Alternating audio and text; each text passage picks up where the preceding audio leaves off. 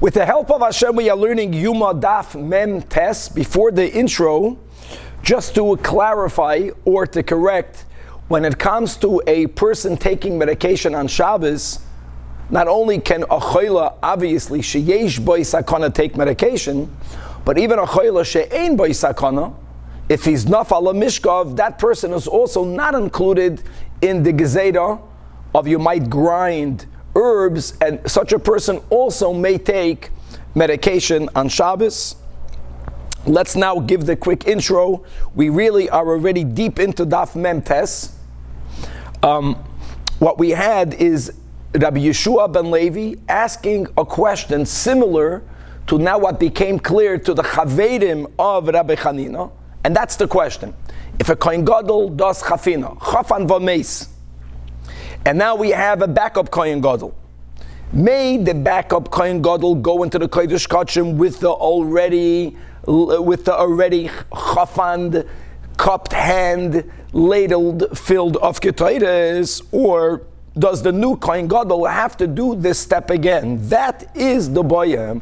And as we will see, this will be linked to something that we spoke out a few daf ago, but the source will be Taka here on Daf Mem Tes, and that is whether chayfen, chayzer v'chayfen, whether actually we need to have two chafinas done on Yom Kippur, or no, or only one chafina is done from the ladle that came out of the lishka of Beis Haftinas, and the Kohen Gadol puts his cupped hands, ketoideses, into the ladle, but when he comes into the Kodesh Kachim, he doesn't have to put the ketoides back into his cupped hand. There is an opinion that says, no, he puts it directly from the ladle on top of the coals, and as we will see, chayzer v'chayfen is linked to the boya that we're going to be focusing on, which is chafan v'meis ma'u she'ikonas achar b'chafinosai, and that will also be linked to, again, something that we already spoke out, and that is something similar. You have a Kohen Gadol. He did the vidui, he did the second vidui, he did the shchita, and he passed away. So taka, you have someone that's being memares or memares b'domei shel par. But now you have a backup Kohen Gadol. Is the backup Kohen Gadol allowed to walk into the Holy of Holies with the dam of the part of the original Kohen Gadol? Or do we say, since it says bezois yavai aharon ala kodesh bepar, he has to have his own par? And again, this question is also linked with the boya that we are focusing on, which is chafan v'meis. We're going to have on Daf Mem Tes Amud Beis a brisa describing how the Kohen Gadol would put the ketoides from the kaf back into his cupped hands when no one is helping him in the Kodesh Kachim. We're going to have a question whether when he has the ketoides back in his cupped hands, there are two ways that he could put it on top of the coals. Option number one is that he heaps it. He puts the whole thing in one location on top of the coals. The upside of that is that it will take a few more moments for it to start smoking, which will give him the opportunity to take his hands away without getting burnt. Or no, he's mefazed it, he scatters it on top of the coals, which is in the coal shovel, even though that means that it's going to right away smoke up, but he'll be careful. He'll do it, like we said, starting with the parts of the coals in the pan that are farthest from him, coming closer to him, which will prevent his hands from getting burnt. And at the end of Daf Mem Tes Amud Beis, we're going to learn some rules about the mitzvah of pidyon chamoir. That means that every firstborn donkey has to be redeemed l'chatchila with a seh. Seh means either a lamb or with a goat.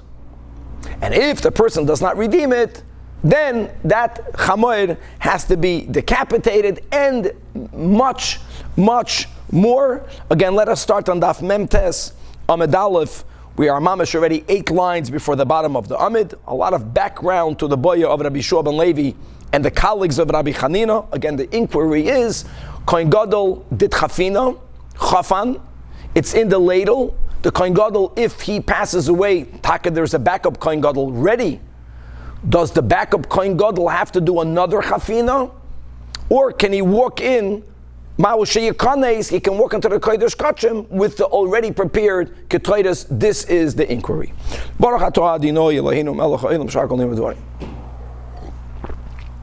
So what's the response to the inquiry?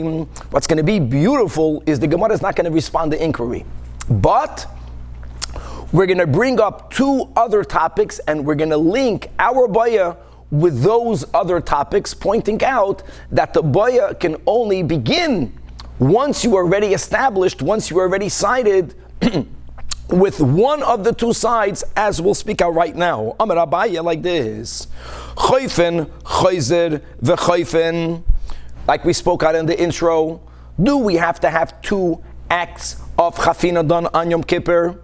When is the first chafina done? The one that we began the fifth chapter with, which is when he would make the chafina from the machta that came from Beis Haftinas. That's the first chafina.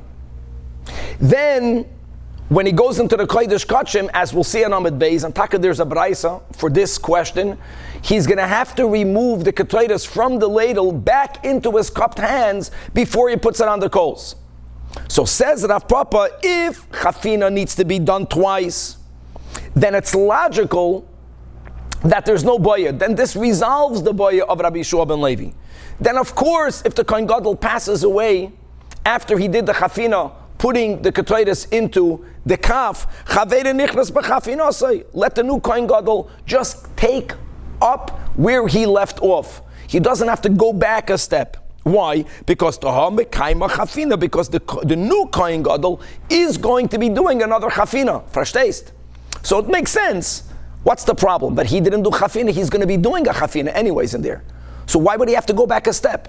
It's only only if you side with the other side that chafina only has to be done once. How do you get the ketredas on the coals? You pour it directly out of the ladle.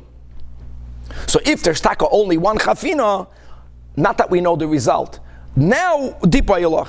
In other words, the baya of Rabbi Yeshua ben Levi only begins if you side that ein choifen v'choizer v'choifen. Yes, Mayan. Rabbi, there's chafina, one in the morning for shachrit and one in Ma'ariv? No. So very good, I'm happy you're saying this. Aside of the daily ketredas, right, Mayan, that is also done on Yom Kippur by the Kohen Gadol with no chafina. Aside of that, there is the one unique offering of ketredas and kodesh kachim that we are focusing on. That's what we're talking about. Now, what's amazing is, Does it matter that the chafina has to be in his hands? Very good. So, Rabbi, very good. That's what the Gemara says. Says the Gemara, I agree that this boya chafan v'meis is linked to the question whether choifen, choizer v'choifen or not. But you linked it in the opposite way. Adarabba. On that side of this question, if chafina has to be done, and by the way, we'll see that taka, it's choifen v'choizer v'choifen. If that's the way it has to be, then of course there is no boya. Lo yikonas achar b'chafinasei. You know why? Because, right, as we learned, right, that the Mishnah says that chafina is not a standard measure. It's dafka godoi lefi godloi, right? Cotton lefi cottonoi. And we went into details, and it has to be a little tefufos. No, it has to be an exact measure. So how can Kohen Gadol number 2, if he has to do chafina again, how is it even shayach for him to rely on the original amount of ketredas that was done with the original Kohen Gadol? It will not fit in his hands. It's going to be a little bit too much, a little bit too little. Then avada he has to do chafina again.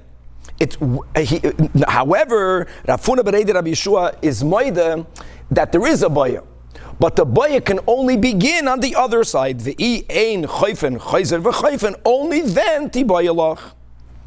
What's the result of this baya? Well, we won't really have to resolve it because based on this statement, that the whole boy of Rabbi Yeshua ben Levi is only based on the fact that you don't do chafina again, ein choifen v'choizer v'choifen, we will see that choifen v'choizer v'choifen. As we'll see, and therefore automatically there's no boya. So the new Kohen Gadol has to do chafina again. Now we're now finished focusing on Rabbi Yeshua ben Levi. Now we're going to focus on the second boya, which is whether choifen, choizer v'choifen, or only one chafina. And again, you would pour it will be so much easier. Then from the ladle, you pour it on the coals. So the Gemara says regarding the second boya, hey, Tashema, I will prove to you from our Mishnah that you have to do chafina twice. What does it say in our Mishnah? Again, going back to those enigmatic words that we had in the beginning of the Perek, that after the Mishnah writes that the large kohen will be more because his hands are bigger. The smaller kohen gadol will be less. Then the Mishnah writes these words, Kach choisa midasa. What does it mean? This was the measure. What is the Mishnah writing? And my love, guys, we already had this on Mem Zayin, right? My love, kishem shemidasa mibachutz, kach midasa mibafnim. In other words, does the Mishnah not mean to say that you physically have to do chafin again? So the Gemara says, even though the emes will be like this, but if you would only have the Mishnah, lav dafka, that would be pshat. Not a proof, because maybe you would learn pshat in the Mishnah, she'im ratza lasis mida oisa. Maybe the Mishnah fakert means to say you can make a measure. Whether every kohen gadol will have to have his own measure could be, but that's a whole different topic. We had this in the beginning of the Perek. Does he physically have to do it with his hands, like it says by kemitza bikumtzoi? You don't have the word bikumtzoi by meloi chafnav. It doesn't say bim meloi chafnav. It says meloi chafnav. What? Whether there's a gzeira shavar or not, that was the boyim. So we would not know how to learn pshat in the Mishnah. Inami, maybe the meaning of the words of the Mishnah is kach choisa midasa means shelo yechaser v'shelo yoser, which means it should not be gedushos, right? It should not be overflowing. It should not mean relatively empty, flat mechukos. It has to be tefufos. Maybe that would be the pshat in the words of the Mishnah. So from our Mishnah, you can't prove anything. However, Tashema, here the Gemara will succeed by responding to, by proving, by siding with one side. And that will be that choifen and choizer v'choifen from the following brayso, daf mem tes amid beis, keitzad oisem. What does exactly and how exactly does the kohen gadol offer the ketores? Now there are different ways of learning pshat in the brayso, and by the way, many of them or all of them mamish divrei Elokim chayim, because there's one goal here. The challenge and the goal. The challenge is the kohen gadol is there by himself, right? No one else is allowed to even be in the oil moed. He, as we'll see, has to do chafina because the ketores has to be poured on the coals from his hands. How do you get the ketores out of the kaf? Noch, when we said that you want to make sure that not a single granule, not a single grain of the ketores is going to get lost. And there's an exact midah. And he was the one that did it prior to putting it into the kaf. So he has to get all of it back into his hands. Exactly how does he do it? If it would only go into one hand, so then he would use the other hand to take the ladle, the left hand, let's say, and put it into his cupped right hand. Obviously, that's the Torah writes, Meloi chafnav. His cupped hands have to be full, both. So how does he do it? So oiches as habazach. Now I know that normally we refer to the ladle with kaf, but here the kaf, the word kaf, is going both to the receptacle, right, to the spoon part of the ladle, and to the handle. The word bazach, which is a word that's used b'chlal when it comes to receptacles, is referring only to the spoon part, only to the receptacle part. So he's going to manipulate the kaf not by holding onto the handle, but by holding on to actually the bazach. The bazach refers to the front of the ladle, and he holds it on b'roish etzba'osav, with the front, with his fingertips. In other words, if he would put the spoon into his palms, he would get nowhere. But he has to constantly have the front of the spoon go beyond his cupped hands. He ultimately wants to make sure that only the tip, the end of the receptacle is resting on the tips of his fingers. The rest of it is in front of him. Let me see how the picture looks like. The picture is not clear. The person didn't understand. No, this is the wrong picture. Nothing is clear in that picture. And now, the yesh, some people hold that in order for him to position the ladle prior to him emptying it out, for it not b'chlal to fall on the floor, he's moving it away further and further from him, so he is allowed to use his teeth only to hold on to the handle, so it shouldn't tip over. Now, we learned the Tosfos before, if you remember, Lefnei Melech Basar V'Adam, you wouldn't put it down on the ground holding your teeth. But when you are holding it, that's a good picture. But when you are holding it in your hands, and you're only, I don't know if you poured it out using your teeth, we'll see in a moment. This Braisa doesn't say this picture the way we'll read it, but you're only making sure it doesn't fall by giving it additional support, by putting it into Yeshina, if that's okay. Or, umala begudloi, and you keep on pushing it away from you, using your thumbs, you're pushing the receptacle part of the ladle away from you, until the handle is in between your elbows. So it's a very long handle, if you remember. The handle really goes under his armpit, which means the further you move it away from you, then the further the end of the handle is going away from your armpit, and ultimately the end of the handle will only be in between your elbows. So you're putting your elbows together, which is another meat. That's a good picture, just making sure that the ladle doesn't tip over. Now, unlike this picture, the way I understand it is that the receptacle is already mamish outside your cupped hands. Just the edges are by the tips of your fingers. Now, in that position, you can now flip the ladle over, whether it's flipped by the side. I understand it being flipped straight up. You push it up, so it's going up. And as it goes up, the cup is being emptied. The receptacle is being emptied into your cupped hands. Others understand that it's closer to you, so then you would have to turn it over to the side. And how would you turn it to the side? That was one of the Rishonim. You use your teeth, or you use your elbows, you use your forearms to manipulate the handle. Now, it doesn't matter how you did it. The key is to make sure that none of the ketores falls on the ground. And it's very difficult. Now, before we finish the Braisa, another Braisa is speaking about another detail that we never mentioned before. And that is, once all the ketores is back in the cupped hands of the Kohen Gadol, tzoivra means he heaps it. He doesn't put it on the coal, spreading it out over the shovel of the coals. He puts all of it in one place. What's the mile of heaping it in one place on the coals? Because since it's very flammable, but the more you put, the longer it will take for the smoke to start rising. And that would give the Kohen Gadol enough time to remove his hands from above it for him not to get burnt. So that's one opinion. You want to slow down the coming of the smoke. However, no, we don't want to do that. You have to scatter it, or it's nicer to scatter it. We want it to come even quicker. What's not written here, but we'll learn elsewhere, is that as long as the Kohen Gadol begins to put it on the coals, that's the farthest away from him, the closest to the Aron Kodesh, and he goes from farther to closer, milmayla lamata, even if it starts smoking right away, his hands are no longer above the mala ashan, the smoke column. Now the Braisa concludes, not focusing on the tzoivra or the mefazra, but now we're simply going back to the way he would have to get the ketores out of the kaf back into his cupped hands.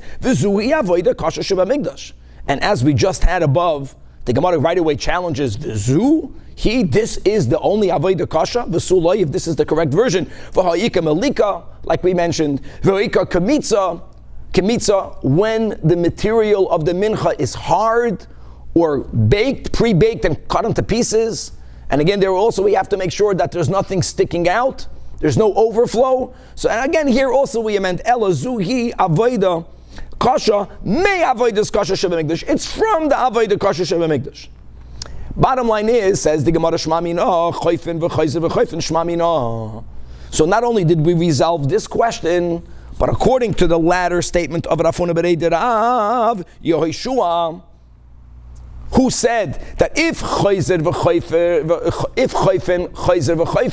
you can't even start asking Rabbi Shua ben Levi's boy. Of course, the new Kohen Gadol has to make another chafina because it has to fit into his hands. So now we not only resolve this one, we resolve the one that we began on Amud Aleph. Now the Gemara continues. Again, this was quoted in the top of the Amud on Amud Aleph. Iba Elohum Shachat Vameis. A very similar question. All right, let's quickly chazer the steps. The Kohen Gadol, right, brings out the par. He does vidoy rishon on his par. Now his bull is bought out of pocket. Now does that mean it belongs to him? That will be a lot of daf nun and a little bit more in daf nun aleph. He has to give it over to the tzibur. don't forget that not only will the Kohen Gadol get kapara, but in the second vidui, he does vidui for his brothers, the Kohanim. But it has to be his par. And bezois yavei aron el hakodesh. And he shechts it. Right? Because he does vidui, he does the goydel, he does vidui sheni, and he shechts it. Now the question is, what happens now if Vameis, the Kohen Gadol, passes away? What's the question? Ma hu sheikanas achar b'damai. Ma similar to chafina. Do we say mi amrinan that the Balto Torah says the words again? Bezois yavei aron bepar. Bepar means vafilu b'damai shel par.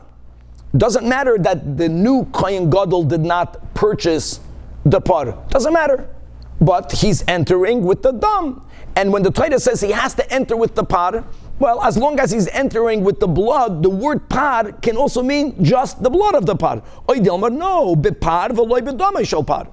And therefore, Chaver, what's going to have to happen? He's going to have to shech the new par. And let's not forget what we learned also on Amud Aleph, right? According, cited Rabbi Yehuda, cited Rabbi Nechemiah, the sequence of the avodas that are done b'fnim, the order is ma'akif.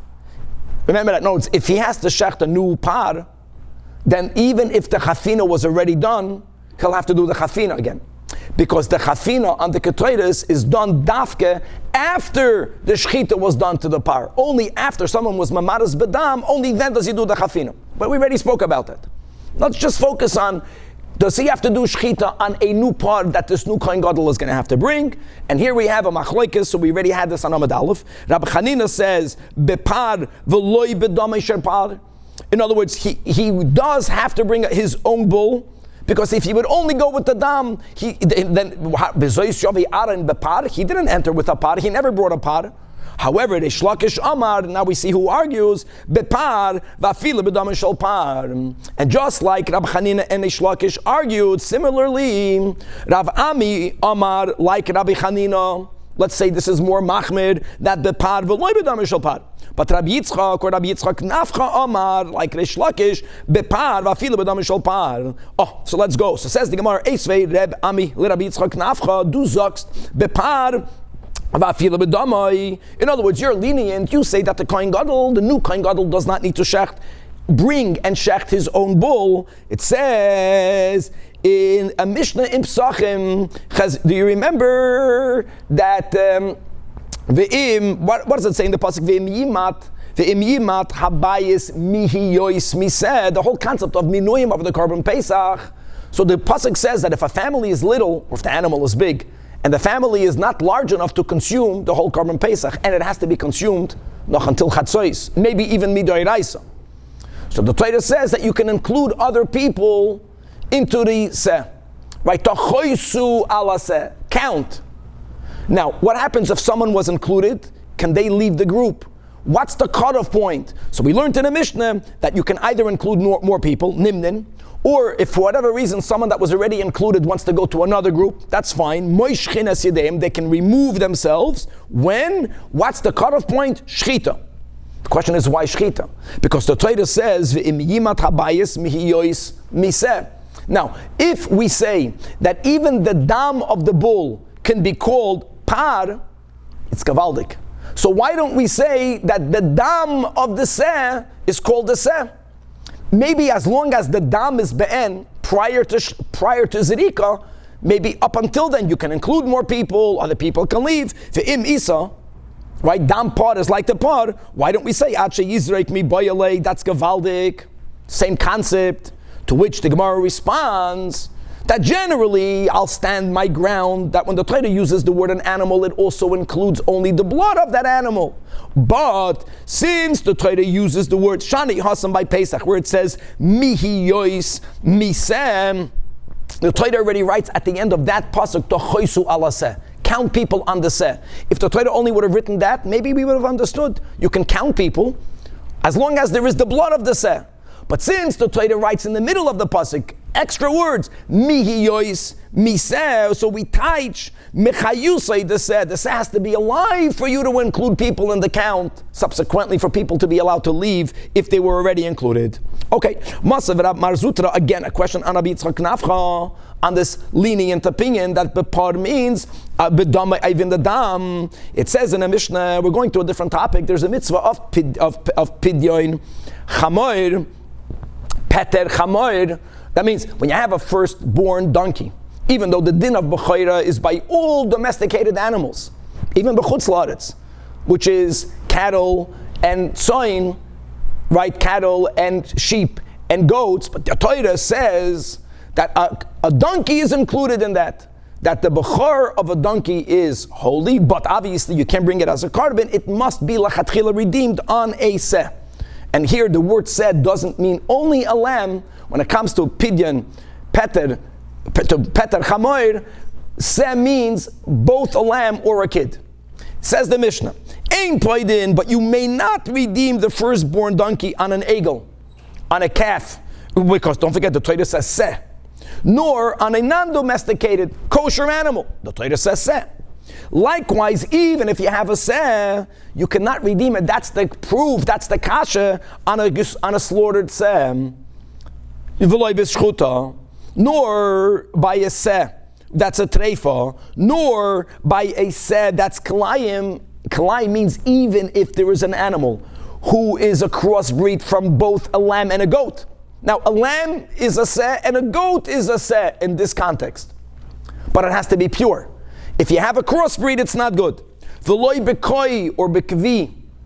And guys, if you remember in Chul and Daf Pei, different opinions how to define the kvi. Here Rashi brings the one ashita that says that the key is made out of a male goat and a female tzvi. Now, does a tzvi mean the normal deer? Over there in Chulin, some understand that tzvi in this context to mean a mountain goat. So even though goat, no, it's two different types of goats, it's still a crossbreed. Ela b'seh. Bottom line is, why can you not redeem it in the shchuta? If when you only have the dam of an animal, it's already considered the animal, so what if it's slaughtered? It should still be called seh, tifteh b'seh. So the Gemara says, Shani Hassan, because we have this Gezeira Shavar from Pesach. No, it's by Pesach, you have the extra words, Miyois Miseh. So Shana Hassan, the Aleph Shalom Pesach. I frek the Gemara, if you're going to compare it to Pesach, why didn't you go all the way? Malahalon, by Pesach, you have a limit. The carbon has to be male. The carbon Pesach has to be tam unblemished. The carbon Pesach has to be dafka within this 4th year. Why would we not say, based on the Sesa'af Kan by Pidyon of the Chamor, that it has to be a Zohar Tamu Ben Shana, but that's not the case? Oh, so the Gemara says, because by Peter Chamor, the Torah writes Tifta, redeeming twice, Tifta Riba. The last line of the Amid, Tifta Riba, Afilu Kulonami. Kulonami means, why didn't you include Shchuta, Treif, and Kalayim? We're not asking to include a Egel, but at least if it's from the category of Seh, Im Kain Seh, Mayahani Lei. Let's go a little bit weiter on Daf Nun. Now, Eisvei, Rabbi Yitzchak Nafka Rav Ami, now we're going in the opposite direction. Here, you, Rav Ami, hold like Rabbi Chanina, right? That Bepar, V'loi, B'damei Shal Par. Oh, it says the effect Rabbi Yitzchak in Parshas Vayikra, when the Torah is speaking about the various chatois, focusing now on the chatos that's brought by the Kohen Moshuach, who makes a mistake. V'chulei, ultimately he has to bring a par lechatosoi. And what happens, what's unique, that after the shchita of this par, the zrikas adam of the par of the Kohen Moshiach is dafka done b'fnim. And then there is a rule that after you bring the emurim on the mizbeach hachitzoin, since the dam was offered b'fnim, the kohanim don't get the itachatos, but the carcass has to be taken out of Yerushalayim and burnt. That's the rule by all animals whose bloods are sprinkled b'fnim. So it says in the Chumash, v'hoitzi es kol hapar, you bring out all of the bull and you burn it outside. Now guys, this part is no longer living. This part is no longer living. So you see that a slaughtered bull is still called a bull. So why would we care if the bull was already slaughtered by the original Kohen Gadol? It's still there. It's a part. So answers the Gemara, that since the Torah writes the words kol, the word kol is a whole new din. The emphasis is sheyoitzi es kuloi, that you have to remove the entire carcass. No, it's the kavan of this pasuk is not to classify a slaughtered bull as a bull. It's just to tell you that after you brought the emurim, whatever goes in, everything else has to be burnt on site. Says the Gemara, no. Because B'negeya, Yom Kippur, here also, when the Torah speaks about parachatos, ve'es se'irachatos, they also have to be taken and burnt outside. As the rule, because since their bloods were not offered lefnai v'lefnim and v'lefnim, the Torah does not use the words kol. The Torah uses the word parachatos. This pasuk is referring to bringing the carcass and burning it outside. So you see that even a slaughtered bull is called a bull. So why wouldn't the dam be called also a par? So Amar Rav Papa, no. One thing has nothing to do with the other. But if you're focusing on the physical remains, like the hide, the meat, and the intestines, even though it's not living, it's slaughtered, everyone agrees, the Kol Ha'amaloi Pligi, that the Torah can call this a animal. Parachatos or se'irachatos. Our discussion is not focusing on the animal. We're focusing only on the blood. Ki pligi b'dam, which is what happened. Notice the focus is, it says, now, the original Kohen Gadol slaughtered the par. What do we have now for the Avodah? Only the dam. So really, when he's going to enter El HaKodesh, he's coming in b'dam. So if the new Kohen Gadol didn't bring the par, but if dam is not called par, then it's not good. So Mar Sovar Rabbi Yitzchak, that dam ikra par, Umar Sovar dam loy ikra par. Says the Gemara weiter, Amar Rav Ashi, I want you to know, Mistabra, Kemanda Amar, it's Mistabra like Rabbi Yitzchak, that even if you only have the dam, it's called a par. Which would mean that the new Kohen Gadol does not need to shecht it again. Why? Let's go to this verse. Because it says, Bezois Yavai Aharin Ela Kodesh Bepar Ben Bakar. Don't forget that pasuk says he enters the kodesh with the par. He doesn't enter the kodesh with the par. First of all, the par is slaughtered. So what are you going to tell me? He drags the carcass in. What? Otu bekarne ma'ayula. The word par is written in the context of entering. He doesn't enter with the animal. Eloma, he enters with the dam of the par. The Torah doesn't use the words dam. The Torah uses the words viet v'karolei par. That's gevaldik. That's a raya to Rabbi Yitzchak. Now, this is a kash on Avami, so the Gemara says, V'idach, what the pasuk means to say is, Bamo, huch sharaharon lavi ala kodesh, what b'chlal allows him to go in there by the fact that he had his ox, that he had his bull, bepar ben lechatos, and that's why, if he passed away and you have a new Kohen Gadol, the new Kohen Gadol never brought an ox. So what if he has the blood? He has to shech the new ox. We'll stop over here, God willing, to be continued.